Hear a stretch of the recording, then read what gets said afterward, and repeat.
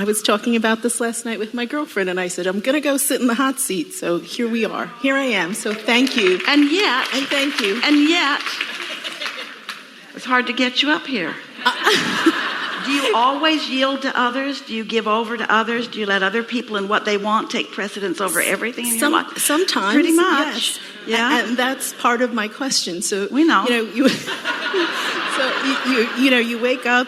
You try to, I meditate, or a lot of times I fall asleep when I try to meditate. I don't know if that happens to people. Maybe It happens to people, but it's not helpful. It's not, okay.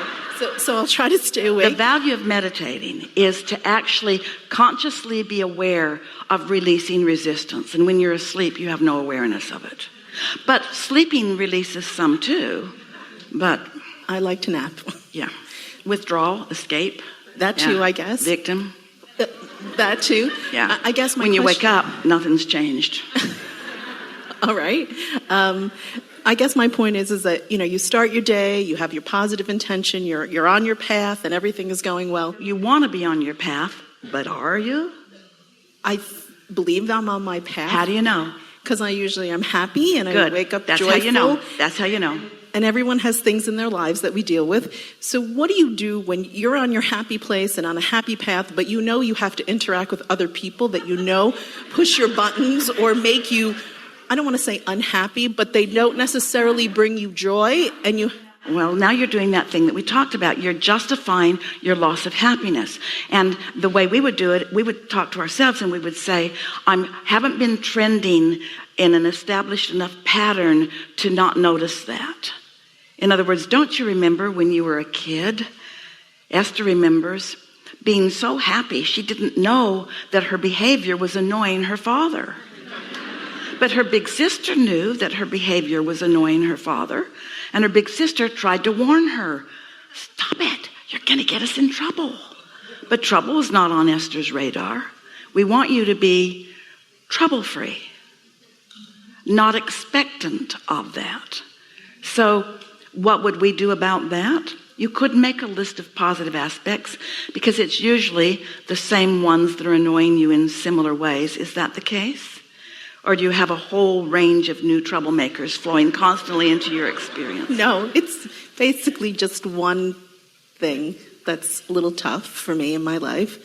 I have a mom who's got dementia, so every time that interaction is very... So is that what we're talking about here? You talked about... Yeah. I have to call my mother and check up on her. But you were talking about work. Weren't you talking about work? No, the work I can kind of put aside. That's just, what you unplug from the job. So speak the question really clearly here. So I guess my question is, what do you do when you're happy and you're in your place and you have to deal with other things outside of yourself? And then that hear the words, and everyone understands it. You have to deal with things that are undealable, withable. So now let's go back to path of least resistance. Okay. And let's remember that it's not path of no resistance, it's path of least resistance. And so in any moment that you find yourself feeling overwhelmed or kind of like, oh gosh, I want to hang up the phone. Like get off the phone quickly or not engage as much or whatever. Give it another there's an emotion that's manifested within you. Is it overwhelmed or something more? What is it? It's a little overwhelming. Defeated? It's a little defeated and it's difficult. It feels tough. It doesn't feel easy. Hear how you're trying to soften a negative emotion by adding a descriptive word to it. It's a little devastating. It's moderately horrifying. Okay. So your emotions are basically what they are. Don't try to fluff them up. All right. It's kind of, it stinks. So what's the emotion that you're feeling? Frustrated and, a little angry because the other siblings aren't pulling their weight and, the weight is on me. Victim? So, okay, victim. Yeah. I don't feel like a victim, though. I kind of just feel more pissed off and annoyed. That's because you're a fluffer. You won't let yourself use the word because it's too strong of a word. But you got to be real about how you feel, because if you don't know where you are, you cannot feel the improvement. Okay. That's why a lot of people don't change, is because they don't acknowledge where they are, and then even though they've made vibrational improvement, they can't note it. And so that's why we're just briefly not wanting to spend a lot of time on it. So let's just say sometimes it's just frustration, sometimes it's true annoyance, but often it's a feeling of, I just can't fix this. I'm unempowered on some level. Disempowerment. Because it's disempowerment, because Out there's of nothing control. you can change So- about an elderly person that's, Oh, now the changing. trending really starts. right? So, It's all right. So it's right. It's all right. I can't change that, right? Well, you can't change that, Right. but you certainly can change your vibrational response to it. That's what I'm having trouble with. We know. Everyone would understand that. That's why this is a wonderful conversation that we're having Thank and you. going to have here. Thank you. So now you've established how you're feeling. So now, remember, this goal here and now or in any moment in time is not to create a miracle where your mother is suddenly entirely different and responding to you in wonderful ways, because we love you very much, but she never, ever did that. No, that's true. Right. So under these conditions, this is when you want the miracle to happen? Yeah. No. Take it easy. Remember that when you are the creator of your own reality, you're the creator of your reality, not the creator of your mother's reality or anybody else's reality. You're the creator of your response to life. And as you accomplish that response to life that you intend, then life responds to you according to the new response to life that you've discovered. That's why things get better and better or things get worse and worse. It's all about trending. It's all about momentum. It's all about knowing what you're doing, paying attention to what you're doing. So the important thing is you're doing just fine. We want to convey that to you. In other words, we're not wanting in any way for you to feel like you should have been doing something different, but you do really want to do something different. And here's what we would do if we were standing in your physical shoes.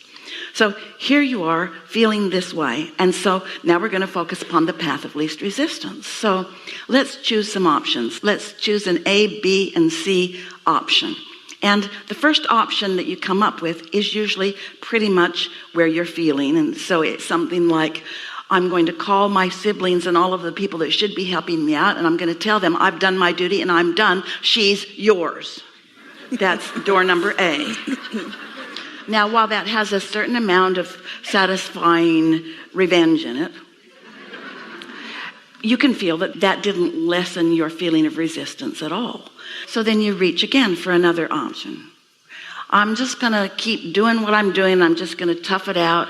And I'm just going to be the dutiful girl that I am in so many areas of my life. And I'm just going to do my best to press on, persevere, and That's what I've been doing. hang in there. Well, Right.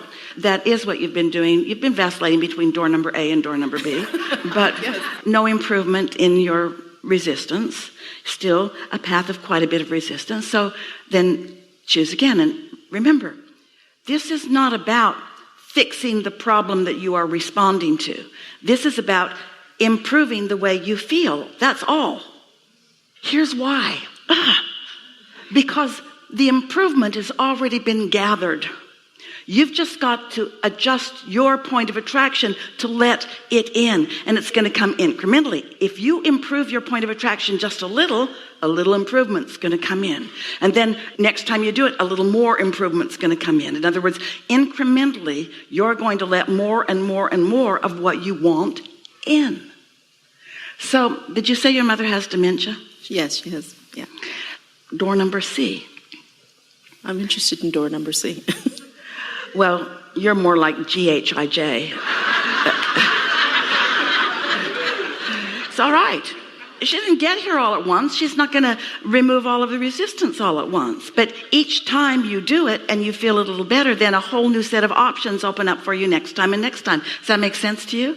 Yes. So door number C goes something like, my mother vacillates in the way she responds to me. And sometimes it's better than others.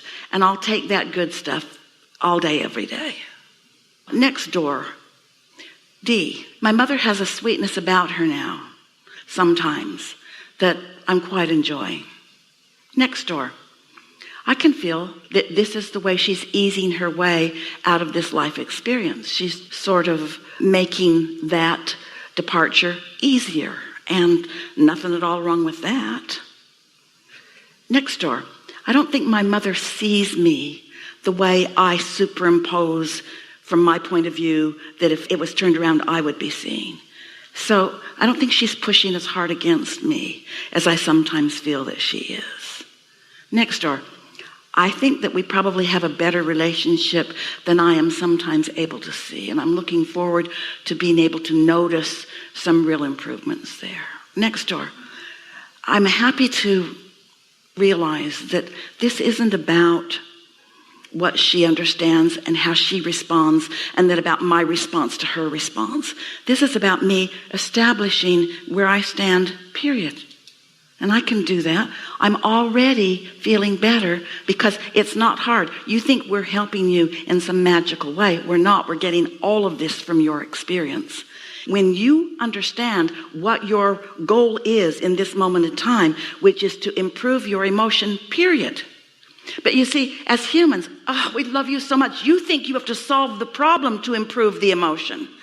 That isn't how it works. You improve the emotion and then everything adjusts to your new point of attraction. When you improve the emotion, but that's when Esther wants to say, clearly, Abraham, you need more information. Because you feel defensive, and sure, you didn't come to these conclusions and opinions instantaneously. You worked on them. And so now here comes the next big one we're going to lay on all of you. You'd rather be right than feel good. And you're not wrong. She's hard. And you're not wrong. It's all on your shoulders. You're not wrong. And so you keep wanting to defend that position that you stand, forgetting that defending a position that you don't want holds you in an emotional place that won't let the new ideas in. So then what happens is, as you play this game a little bit, you rendezvous at better times with her. Other people show up that are willing to help out in this way and this way and this way. People that you don't even know. All kinds of things that you can't see because you haven't released enough resistance, but that you will be able to see. The path just keeps unfolding and getting better and better and better, even on things that feel impossible. You said a few minutes ago, it won't change. It's not going to change. It's always going to be like this. No, not even close. It is constantly going to change. And so do not misunderstand. We don't want you or anyone listening in to think that what we're doing is preparing her to cope with a sucky life. That's not what this is about. It could sound like that. Oh, you're just going to get, so nothing's going to change over here, but you're going to feel better. That's what a lot of people interpret. But they're not factoring in point of attraction. When you feel better, point of attraction changes. It changes, and everything changes in response to the change that happened because you felt better. You're going to really have fun with this. I will. Thank you. I needed to hear that. Yeah. Thank you so much. Yeah.